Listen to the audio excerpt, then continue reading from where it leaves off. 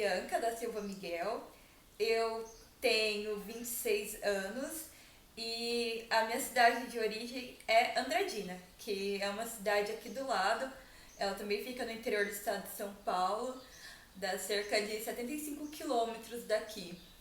Em relação à minha orientação sexual, eu considero ela questionando, porque até então eu só tive relacionamentos heteronormativos, só que eu não excluo a possibilidade de me interessar por outros tipos de relações. Então, é por isso que eu considero questionando. Eu sou solteira, eu tenho namorado, eu não tenho nada.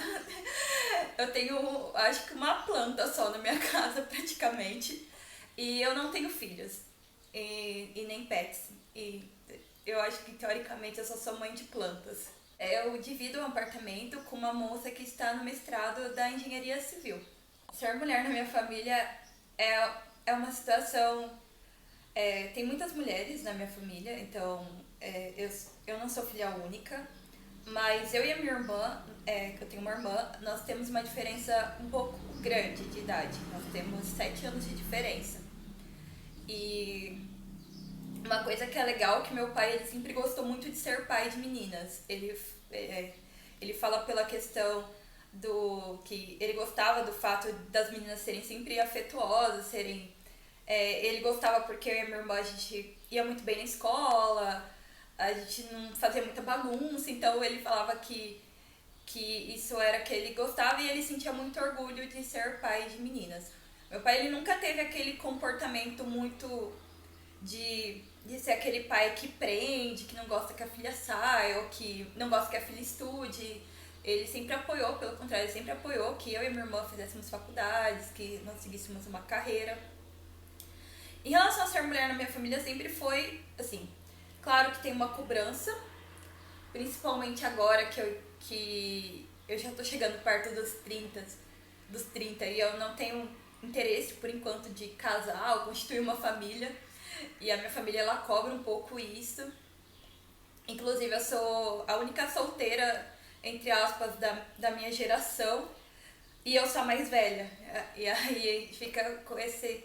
Tem essa cobrança, assim. É um pouco triste, porque às vezes eu sinto que nunca perguntam sobre a minha carreira, sobre o... eu defendi o mestrado esse ano. Nunca perguntaram do meu mestrado, assim, como que tá, né? Sempre falam, você já tá formando, coisa assim. Formando no mestrado. E agora no doutorado, assim, minha família me apoia, eles às vezes assistem minhas palestras, podcasts que eu já participei, eles ouviram. Só que eles nunca perguntam muito como estão. Eles sempre perguntam assim, tá namorando, conheceu alguém, coisa assim. E esse tipo de pergunta eu não acho que seja... Eu sinto que é mais uma cobrança por eu ser mulher. Porque com os meus primos não tem tanto isso. De cobrar deles estarem namorando ou estarem casados ou coisa assim. E aí, em relação à questão da minha família, eu posso falar da questão da carreira, que eu acho que é uma coisa muito interessante. Eu sou a primeira pessoa da minha família que fez faculdade, que entrou numa universidade sendo pública ou particular, ninguém nunca fez curso nenhum, e só curso técnico. E eu fui a primeira que fez o mestrado também e que entrou no doutorado. Então eu fui a primeira que fez tudo. E isso é um pouco difícil, porque foi muito difícil no começo, porque ninguém da minha família entendia relativamente nada sobre entrar na universidade. E aí foi muito o papel da escola e do cursinho, que foi o que me ajudou a chegar na universidade, a querer prestar biologia, a ter uma visão de querer fazer um curso. E nessa parte, meu pai, eu acho que ele, pelo menos assim, por ele sempre apoiar, porque ele queria ter feito faculdade, só que ele nunca conseguiu, por conta das condições financeiras principalmente, porque a minha família é de origem bem humilde, ele sempre apoiou. Então aí eu acho que nessa parte ajudou bastante, assim. Mas isso é um pouco ruim, porque a gente se sente um pouco perdida. Tem a questão de que é uma outra cidade, um outro universo completamente diferente. E eu era menor na época, eu tinha 17 anos quando eu entrei na universidade. Então eu tive que correr atrás de tudo, desde ir pra procurar a moradia, a documentação da moradia, mexi porque minha mãe não entendia muito bem. Foi bem difícil mesmo. Eu sou bióloga e eu sou licenciada em Ciências Biológicas também, então eu sou bióloga e professora de biologia, segundo a minha formação, pela Unesp de Ilha Solteira. Eu entrei em 2014 e eu me formei na licenciatura em 2018 e no bacharel em 2019. Eu fiz mestrado pela Unesp de Botucatu, pelo programa de zoologia. Então eu sou mestre em zoologia. Atualmente eu estou no doutorado também pela Unesp de Botucatu. Então meu doutorado ele também é no mesmo programa que é de zoologia. Em relação na faculdade, eu trabalhei com educação no meu primeiro semestre. Eu fiz um estágio com o professor Harrison. Eu ia para Pereira, no clube de ciências, explicava a ciência para os alunos do colegial, junto com alguns amigos, e a gente acompanhava um aluno de iniciação científica que ele era mais velho que a gente, que ele estava acho que no segundo ou no terceiro ano, na época. E aí eu gostei muito da área de educação. Eu entrei na biologia com esse intuito de ser professora de biologia e de ciências. Era o meu sonho na época. E depois eu acabei me interessando por outras coisas, com os laboratórios, tudo. E aí eu procurei um estágio no bacharel, assim, uma iniciação no bacharel. E aí eu fiquei 3 anos com o professor Alan, de anatomia. Só que eu sentia que no laboratório eu já tinha aprendido o que eu poderia aprender. Não estava mais agregando, assim, na minha formação. Eu não estava mais gostando, não estava mais tão animada, assim, com a área. Aí eu procurei um estágio com o professor Luiz, acho que eu fiquei uns 2 meses trabalhando com fungos, com um amigo meu que ele estava trabalhando e gostava, eu fui aprender. Não gostei. Aí eu comecei a ter aula de ecologia com o professor Igor, ecologia de comunidade, porque eu já tinha tido ecologia de populações. Eu sempre gostei de ecologia, das relações ecológicas, tudo. Inclusive hoje em dia eu trabalho com uma relação ecológica. Mas aí quando eu comecei a ter aula com o professor Igor, eu gostava muito da didática dele, da forma como ele dava aula, a forma como ele falava dos estudos ecológicos. E eu me encantei, assim, pela forma como os estudos eram conduzidos. E aí eu pedi estágio no laboratório dele, no final de 2016. E aí eu fiquei uns meses e aí ele pediu uma iniciação científica pra mim. Uma iniciação com um parasita de piranha, da Serra Salmos maculatus. Na verdade, é a falsa piranha, entre aspas. É um gênero de falsas piranhas. E aí, eu gostei muito de trabalhar com parasito.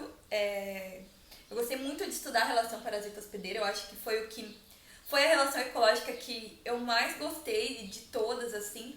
E aí o Igor ele pediu uma outra iniciação científica pra mim. Como ele gostou do meu trabalho, eu gostei muito de trabalhar com ele. Ele falou assim, eu vou pedir outra iniciação pra você. Só que aí eu queria entrar no mestrado. E eu já tava com tudo alinhado já pra formar.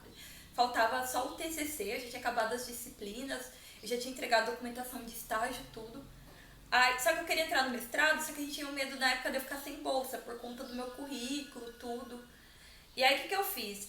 Ele falou assim, vamos pedir outra iniciação pra você, você ainda tem 1 ano, pode fazer o bacharel, o TCC do bacharel, enquanto você vai estudando pro mestrado, tudo. Aí eu fiquei 1 ano no laboratório com uma iniciação, ele pediu outra iniciação, então eu tive 3 iniciações formais. E aí eu fiquei trabalhando nessa iniciação, que era parte do meu projeto de mestrado já, então eu dei uma adiantada no projeto de mestrado, só que com a iniciação. E aí eu prestei o mestrado no final do ano de 2019 e eu passei em 2019 e entrei em 2020 no mestrado. E aí foi um pouco triste porque com 1 mês de mestrado começou a pandemia. E aí eu fiz o mestrado praticamente uma parte à distância, a outra parte no laboratório, sozinha. E foi bem triste, assim, mas deu tudo certo. A CAPES, ela pediu, dava para pedir prorrogação de bolsa e de prazo por conta da pandemia, porque no começo os laboratórios fecharam e o meu trabalho, a maior parte, ele é quase todo laboratorial. Então eu tive que ficar uns meses parada em Andradina, na minha cidade. E aí quando eu voltei eu consegui fazer minhas análises, acabar tudo certinho. E aí eu defendi meu mestrado e aí agora eu ingressei no doutorado. O curso de Ciências Biológicas, ele foi uma escolha. Eu queria muito ser professora quando eu entrei na universidade. Desde criança eu sempre quis ser professora, eu gostava muito da sala de aula. Eu sempre gostei muito de estudar e eu gostava, e eu tinha lousinha, e eu desenhava, eu gostava muito, e eu falava, eu quero ser professora. Pra mim, professor era a melhor profissão, assim, de todos. Era melhor que médico, era melhor que dentista, era melhor que tudo. Eu sempre amei minhas professoras e eu sempre tive uma boa relação com elas. E eu sempre admirei muito. Porque ser professor na escola pública, assim, é muito difícil. Eu fiz estágio na escola, eu fiz estágio na escola pública, eu sou aluna de escola pública, eu estudei minha vida inteira em escola pública e só a gente sabe o que o professor passa lá. São horas exaustivas de trabalho, é, fora a limitação de material, é, a estrutura da escola muitas vezes não é uma estrutura que é tão legal, eles mereciam bem mais. Mas eu sempre admirei. Eu sempre olhava para o professor e falava, nossa, olha como que eles sabem tanta coisa assim, né? Eu queria ser assim, tipo, eu olhava e falava, nossa, eu queria ser uma pessoa que sabe um monte de coisa, igual minhas professoras. Pra mim elas eram, assim, maravilhosas. E, e aí quando eu entrei aqui, eu falei, eu queria ser professora, mas eu não sabia do quê. Aí eu falo assim, eu vou ser professora do quê?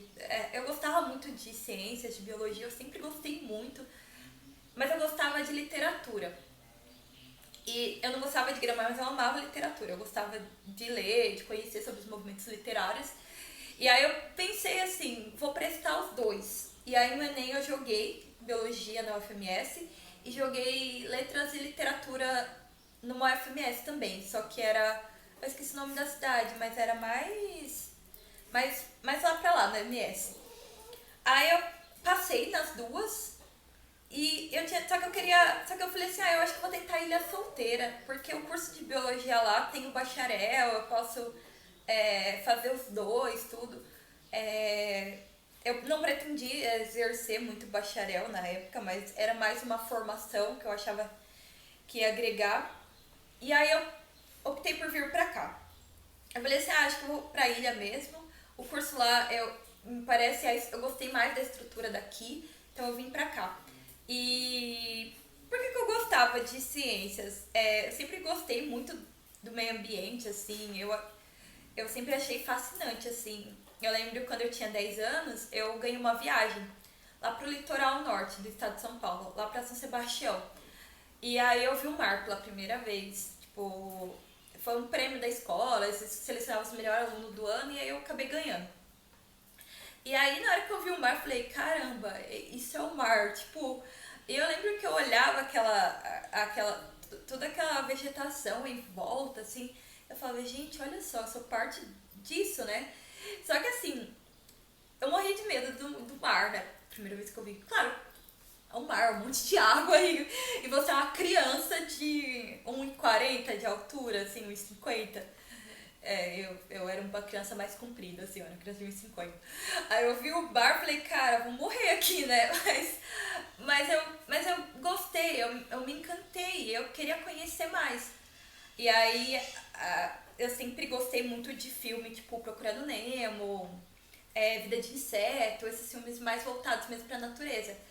E aí eu falava, eu gostava muito daquele Tá Chovendo Hambúrguer, que ele era pesquisador, tudo. Eu pensei, eu acho que eu vou fazer biologia. Quem sabe eu começo a fazer pesquisa, tudo. Eu tava assistindo aquela série lá do Sheldon, na época The Big Bang. Falei, olha só, eles são. Tem duas biólogas na série, né? Vou tentar. Aí eu entrei no curso, eu me encantei nas primeiras aulas já. Eu falei, não, eu vim pro curso certo. E aí na biologia, ao longo do tempo, eu me perdi um pouco no curso, assim, eu não sabia muito, eu sabia que eu gostava do meu curso, eu sabia que eu queria formar, só que eu não sabia que área que eu queria. Tipo, a biologia é muito ampla, ela não é tão simples. Não é você escolher, não vou comer arroz ou não vou comer feijão, ou vou comer um feijão carioca ou um feijão preto. Não, é tipo, tem muita coisa, você vai entrar na parte de botânica. Tem fisiologia, tem morfologia, tem sistemática, aí você vai pra parte de animais, tem desde fisiologia, anatomia, e não é tão simples. E aí, quando eu tive as aulas de ecologia, que eu meio que me reencontrei com o curso, eu me conectei. Só que aí a ecologia falava, mas eu não quero trabalhar com planta, eu não me dou muito bem assim. E aí eu acabei, quando eu comecei a estudar relação parasita-hospedeiro, eu comecei a. Eu me encantei pelo universo dos parasitas. É assim, eu achei uma dinâmica completamente diferente. Eu falei, cara, os parasitas, eles. Olha o que ele faz. Aí eu via parasita acumulando metal pesado. Eu falava, meu Deus, como que cabe isso? Nesse corpinho de parasita. Que era um cestoide. Como cabe isso no corpinho? Tipo, ai, por isso que eu me encantei. Eu falei, meu Deus, eu vou ficar nessa área. E aí depois eu comecei a estudar a biologia da invasão, o papel dos parasitas. Aí eu falei, agora que eu fico mesmo. Aí comecei a trabalhar com parasita de riacho. Falei, aí tá vendo, achei o ambiente que eu quero. E aí foi assim, tipo, com essa energia caótica, assim, uma energia caótica. Mas que acaba me conectando com o curso, com a minha área de pesquisa.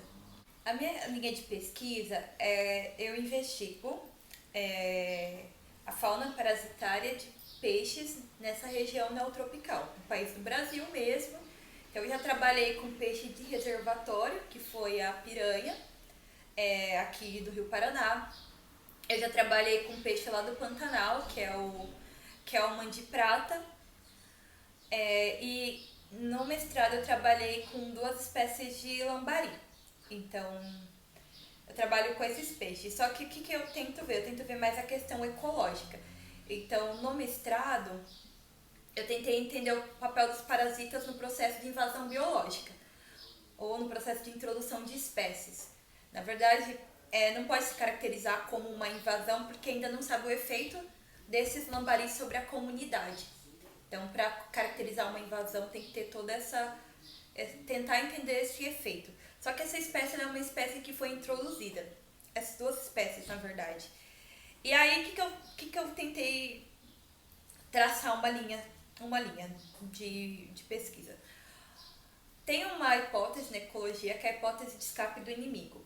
E essa hipótese ela fala que quando uma espécie ela chega numa nova área, ela tem a perda dos seus inimigos naturais, ou seja, a ausência de predadores ou a ausência de parasitas. E aí, essa falta de parasitas ou de predadores seria um fator que não limitasse o boom reprodutivo dessas espécies. Então, as espécies elas conseguiriam se reproduzir bem e se disseminar bem sobre essa nova área. E aí eu tentava entender o papel dos parasitas, sobre essas duas espécies de lambaris nesses ambientes de riacho.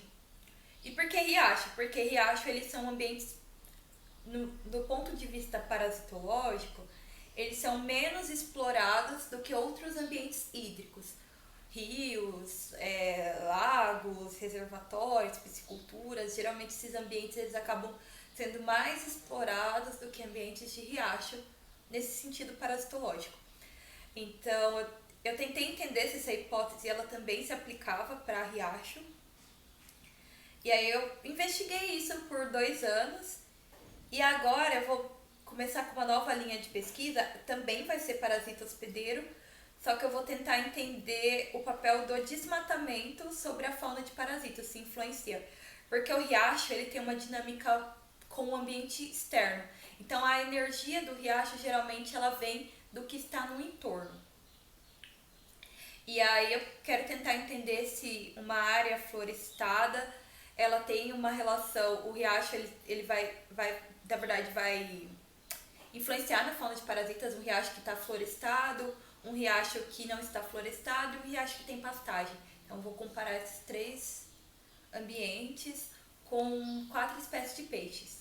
Eu acho que a minha linha de pesquisa ela é muito importante, primeiro porque ela é uma área, a relação parasita-hospedeira ela é uma relação ecológica que ela é um pouco renegada, entre aspas, nas relações ecológicas. Então, nas relações ecológicas, assim, na verdade, nos estudos ecológicos, tem vários, tem alguns trabalhos que eles apontam que a relação parasita-hospedeiro, muitas vezes, elas acabam sendo ignoradas, né, alguns trabalhos ecológicos. Sendo que o parasita ele vai influenciar diversos aspectos dos seus hospedeiros, desde da reprodução, da dieta, do comportamento. E às vezes pode ser por... tem pouca gente trabalhando com parasita hospedeiro no Brasil. E fora do Brasil também. Mas eu não sei se tem a ver com os parasitas eles terem uma má fama, assim, porque quando fala parasita o pessoal sempre associa a doença, a... São bichos que não são tão bonitos, assim, aos olhos, né, da sociedade, assim, não é uma beleza, não é igual uma onça pintada, que todo mundo olha e fala, nossa, a onça pintada é linda. Agora o pessoal vai olhar o nematóide, eu acho bonito, né, mas falam que eu tenho gostos peculiares. E aí, mas tem essa questão, tem a questão de serem organismos pequenos, às vezes é difícil a amostragem de parasitas. Então, assim, não tem muito financiamento, considerando que a gente está numa época, né? Espero que mude em relação ao apoio à educação, que não está tão legal, a questão de apoio financeiro para as pesquisas estão muito limitadas, então geralmente as pesquisas que acabam tendo mais...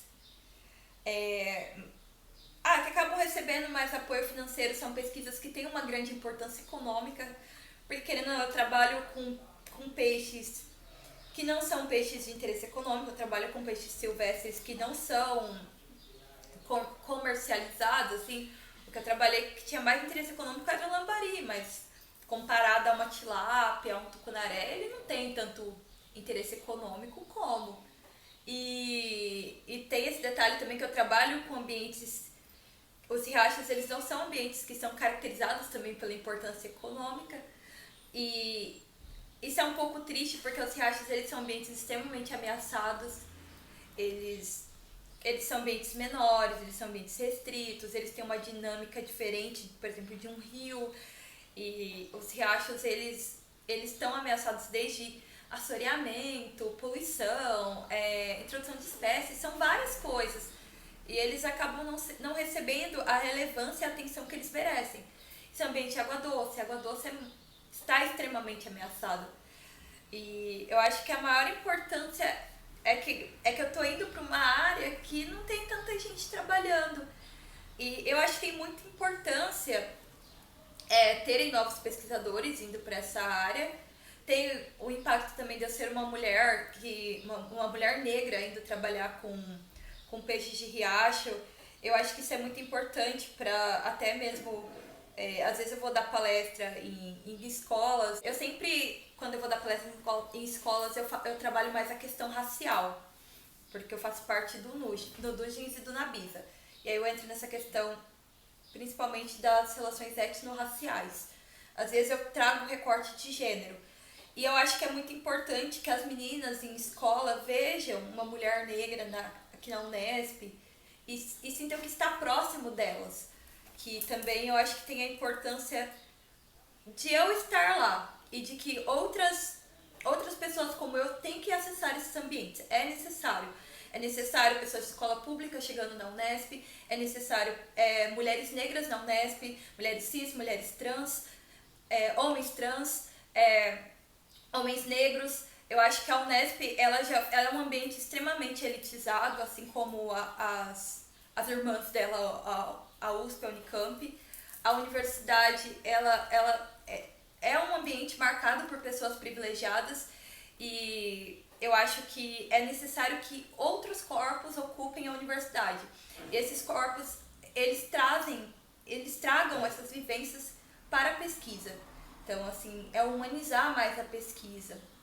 Eu acho que é isso. Em relação às dificuldades na jornada acadêmica, eu acho que a principal dificuldade foi a questão financeira. Porque, querendo ou não, você tem que se manter numa cidade. Como eu já disse, a minha família ela não tem dinheiro, então eu sou pobre. Então, isso é um pouco difícil. A gente depende de bolsa para se manter e não é fácil. Considerando o preço que está a fazer mercado, outras coisas. Tem a questão de acessar eventos, às vezes os congressos são longe, você tem que guardar o que sobra, né, que é pouco, para ir para esses eventos. E esses eventos são uma oportunidade de você ampliar a sua visão, conhecer pessoas da sua área, conhecer pessoas que estão trabalhando com o que você está trabalhando, ter novas ideias. Só que esses ambientes, eles são ambientes que não são tão acessíveis, dependendo de onde é esse congresso, o preço da inscrição. Eu acho que a questão financeira, ela limita bastante. A grade da biologia também é um pouco pesada. E na época eu fiz os dois ao mesmo tempo, bacharel e licenciatura, e aí tinha que eu morava no alojamento, então assim, eu tinha que pelo menos manter meu quarto organizado. Agora que eu moro no apartamento, que tem que cuidar do apartamento em si inteiro, né? Tudo bem que o apartamento é menor que uma casa, mas ainda tenho que alternar, sabe, a vida de cuidar da casa com a vida acadêmica, e fora a questão da saúde mental, porque assim, eu tenho ansiedade, e a ansiedade, ela é sua maior inimiga. Eu sempre tive uma autoestima meio baixa acadêmica, assim. Então eu sempre duvidava muito do que eu tava, da minha capacidade mesmo. Então eu também, eu acho que eu também fui uma das minhas maiores dificuldades, lidar comigo mesma. Lidar com a minha ansiedade. Às vezes o trabalho não estava ruim, mas eu mesma não acreditava que estava bom. Mesmo outras pessoas falando, olha, o trabalho tá super legal, você super se esforçou para fazer isso, mas eu não conseguia ver. Então, assim, é como se eu tivesse uma distorção do que eu estava fazendo com o que eu acreditava ser sobre mim.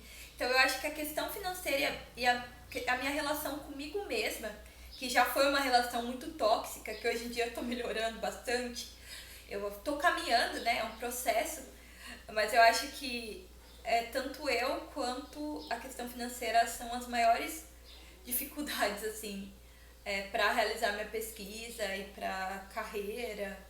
Em relação a ser mulher na universidade, eu sinto que a gente sofre uma descredibilização, às vezes, de colegas homens, principalmente homens héteros. Nossa, homem hétero é difícil. Mas eu não tenho nada contra, eu tenho até amigos que são. Mas enfim. Quando eu fazia algumas disciplinas da pós, eu sentia que eu sempre, um cara que ele queria falar, você estava falando, e aí eles iam lá e falavam a mesma coisa que você tinha falado, só que eles tinham que dar a última palavra. Eu senti também, uma vez eu passei por uma situação que eu achei muito incômoda, que foi minha primeira disciplina do mestrado, eu nunca tinha feito disciplina, nada, não peguei nada como aluno especial. Aí era minha primeira disciplina do mestrado, e a professora fez uma pergunta. E aí na hora que eu liguei o áudio pra responder, eu comecei a responder, um cara veio, ligou o áudio em cima de mim e começou a falar. E aí a professora, na hora, ela olhou assim, ela deixou ele terminar de falar, ela virou e falou assim, fulano,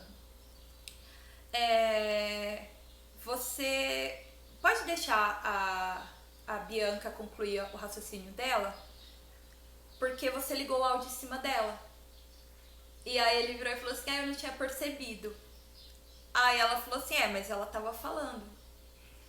E aí eu terminei, né, meu raciocínio, tudo. E aí ela falou assim, essa professora, ela era bem legal, porque ela trazia bem essa questão, ela fazia um projeto bem legal com tilápias, que ela queria ver se a tilápia, se ela queria, o comportamento da tilápia reprodutivo, se ela meio que ia atrás, entre aspas, de tilápias machos que eram mais agressivas ou menos agressivas. E ela falou assim, nem a tilápia que é um boy escroto, assim, ela era bem engraçada, assim, e ela tinha uma pesquisa bem legal, assim, de tentar ver essa questão no mundo animal. E eu acho que essa foi a situação mais gritante que eu passei, mas já teve situações de professor dar em cima de mim, isso foi bem chato. E em relação, assim, igual no meu laboratório não tem. Os rapazes do meu laboratório, eles são pessoas maravilhosas, tipo, eles sempre apoiam a gente nas pesquisas, eles sempre ajudam a gente, eles nunca diminuíram. O meu orientador também, ele não é uma pessoa que diminui a gente por ser mulher, porque tem orientadores que são assim. Eu já passei por situações com orientadores assim, que apagavam o que eu escrevia e colocava outra coisa no lugar. Mas ele sempre apoia a gente demais. Ele sempre acredita na nossa capacidade. A mulher que é casada com o meu orientador, a esposa dele, ela também é pesquisadora, ela me co-orienta no doutorado. Ela é uma pesquisadora que eu me identifico muito. É, eu acho ela uma pesquisadora fantástica, assim. É, ela sempre me entende muito, e por ela ser casada com o meu orientador, eu sinto que ele sempre enaltece muito ela, a pesquisa dela, a inteligência dela. E eu sinto assim que mais homens dentro da academia deveriam ter esse comportamento de estimular a gente. E não ficar descredibilizando, boicotando. Eu não passei por tantas situações assim, porque como no meu laboratório a gente tem uma vivência mais tranquila, os meninos eles sempre apoiam muito a gente, e meu orientador ele não tem esse comportamento de descredibilizar, eu não passei por situações assim, tanta. Só que eu tenho várias amigas que já passaram em campo, de acharem que ela não estava tocando o projeto e ela era, tipo, a pesquisadora principal do projeto. Então, assim, é umas coisas bem, bem sacana, assim mesmo, com as mulheres. Não é fácil. Eu sinto agora que eu tô dando aula, que quando eu tô dando aula, tem alguns alunos, geralmente são alunos homens, eles ficam falando em cima de mim. E o meu orientador deu algumas aulas e ele comentou que isso não acontecia com ele. E eu sei que tem muito a ver com eu ser mulher. Eu sei que tem a ver com o fato de eu ser jovem, mas eu sinto que eles não veem tanta seriedade em mim, mas eu tô me esforçando pra dar as aulas pra eles e eu não sei por que eles têm esse comportamento. Eu sei por que tem esse comportamento, na verdade. Mas eu fico um pouco incomodada. Eu chamo atenção, eu falo. Só que eu sei que é porque eu sou mulher. E eu sei que é porque eu sou jovem e por conta disso. E eu sei que se fosse um cara lá, eles teriam uma postura completamente diferente. Em relação a estar na pandemia no meio acadêmico, primeiramente foi um desânimo no começo do mestrado. Eu achava que ia ser rápido, né? Só que aí a coisa começou a ficar muito feia. E aí as coisas não melhoravam. E aí eu fiquei um tempo na minha cidade, Andradina. Aí depois eu tive que voltar pra cá quando os laboratórios abriram. E aí podia ir só uma pessoa pro laboratório. E aí a gente montou uma escala. E aí eu tive que fazer minha pesquisa, demorou bem mais do que demoraria no período normal, que assim, não pandêmico. As análises demoraram mais porque eu não podia ir no laboratório todo dia, porque eu tinha que alternar com os meus colegas de laboratório, porque só podia ir uma pessoa. Era triste, porque era um momento difícil, tava todo mundo meio mal, aquela incerteza, era o medo de você sair e pegar Covid. No lab eu não tinha medo, porque eu tava sozinha, teoricamente, então. É, mas considerando que meu laboratório era um ambiente que eu gostava muito de estar lá, o pessoal do meu laboratório, eles são muito divertidos, a gente ri muito no laboratório, aí tem uma relação muito agradável. E aí eu fiquei me sentindo sozinha, muito sozinha, porque não tinha mais risada, não tinha mais ninguém, e tava só eu lá fazendo as coisas, e era muito solitário. E eu fiquei muito sozinha na pandemia depois de uma época. Na rap eu morei na rap, né, uma parte da pandemia, e outra parte eu mudei para apartamento. Quando eu morei na rap, assim, como ficava as meninas, não era tão solitário. Mas depois no apartamento, quando ficou eu e uma amiga, ficou um pouquinho mais solitário. E aí depois eu fiquei sozinha no apartamento. Eu fiquei bem sozinha. Que eu tive que, na verdade, lidar no mestrado, né, com a pandemia. Era a procrastinação, porque eu não sentia vontade de fazer nada praticamente, tinha dias. Teve a questão da ansiedade, que ela piorou, eu tive crises na pandemia e, e foi muito difícil, assim, lidar com essas crises. E aí na pandemia eu comecei a terapia.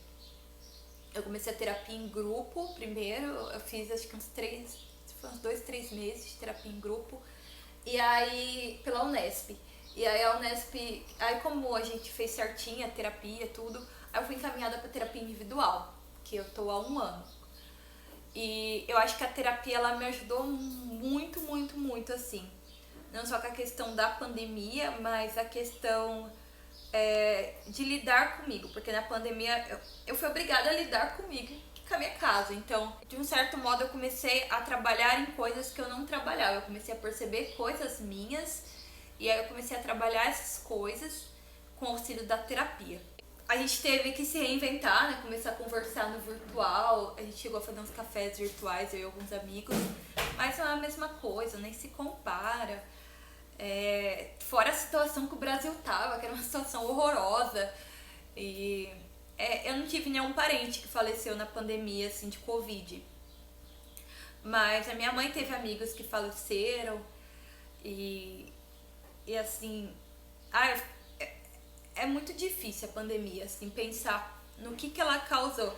Eu sinto que depois eu fiquei meio receosa de sair, assim, quando as coisas se normalizaram um pouco, eu sentia que eu tinha um pouco de...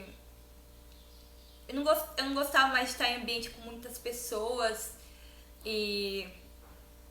Depois eu até acostumei, eu voltei a ir pra festa, só que não consigo mais estar em festas igual eu tava antes da pandemia.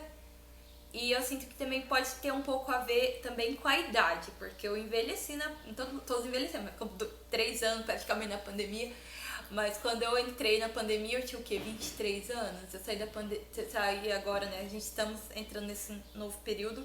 Eu já tenho 26 anos, então as prioridades mudam também com a idade, então eu acho que isso acabou influenciando para eu dar uma mudada. Em relação à volta, o meu laboratório ele não voltou 100% ainda.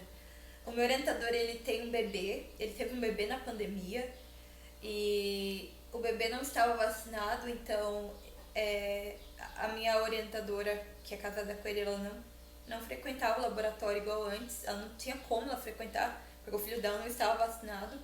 Porque infelizmente no Brasil foi péssima a vacinação de crianças e bebês, né? E aí o meu laboratório voltou mais o pessoal da pós. O pessoal da graduação eles voltaram, só que tinha poucos alunos de graduação. No meu laboratório tem mais alunos de pós do que de graduação. E aí voltou o pessoal, só que aí a gente ainda tá voltando, sabe?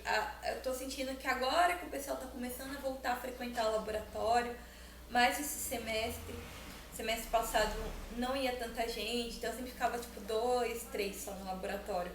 E antigamente ficava, tipo, a mesa enchia, as bancadas estavam cheias. E aí isso foi um pouco triste, assim, o laboratório ainda não voltou 100%. Claro que é melhor, 3 pessoas é muito mais legal do que estar sozinho. A gente foi para um congresso, então a gente foi para um evento científico, porque os eventos tinham sido todos virtuais praticamente. Então esse ano a gente conseguiu ir num evento científico presencial. E assim, do laboratório eu senti que a volta tá sendo aos poucos ainda. A gente ainda tá voltando. A gente ainda não conseguiu ter confraternização do laboratório, teve laboratórios que já teve ano passado, o meu ainda não, a gente está voltando bem devagar. Mas eu sinto que o vínculo do laboratório não foi quebrado. O pessoal ainda é tipo aqueles amigos que ficam muito tempo sem se ver, mas quando se veem é como se não tivesse passado o tempo. Então acho que isso é muito bom, assim. E a gente tá voltando, caminhando assim, bem devagarzinho, mas uma hora a gente volta. Aí a gente começou a trabalhar mais virtual mesmo. Que recado que eu posso deixar? Primeiro, mulheres, venham pra universidade. É difícil. Qualquer pessoa que me seguir no Twitter vai ver que eu falo mal da universidade 24 horas por dia. E, na verdade, seriam 12 horas, e as outras 12 horas eu estou falando mal de macho. Mas venham para a universidade. E venham por vocês. façam pesquisa por vocês, pelo que vocês acreditam. Não tenham vergonha de estudar, não tenham vergonha de perguntar, não tenham vergonha de formular hipóteses. Acreditem em vocês. Se ninguém acredita, acredita você mesmo em você, porque acho que às vezes, porque você é uma coisa assim, né, que eu já li no livro da Rupi Kaur, mas você é o maior relacionamento que você vai ter com você, a sua vida inteira. É maior do que esse relacionamento com pai, com mãe, com filho, com marido, com esposa. Você é o maior relacionamento que você vai ter com você, sua vida inteira. Então, trabalhe a sua relação com você, acredite em você, cuida de você acima de tudo, cuida da sua saúde, cuida da sua saúde mental e não tenha medo de estudar, de trabalhar. Você pode ter o que você quiser. Claro que a gente tem muitas limitações. Não vou ter um discurso de meritocracia, de se eu conseguir, todas conseguem, todos temos dificuldades e a acessibilidade ao ensino ela não é igual. Eu não sou a pessoa que vai falar isso, só que se você quer, tenta pelo menos, porque eu acho que se você não tentar, ninguém vai tentar por você. Então, se você quer fazer algo, faça por você, pelo que você acredita, pelos seus valores, pelos seus princípios. Às vezes vai ser estar numa universidade, às vezes vai ser trabalhar com outra coisa. São N possibilidades, mas façam por vocês. Faça por você, porque só você vive na sua pele, só você sabe onde que dói e é você que tem que se cuidar. Então acho que esse é o recado.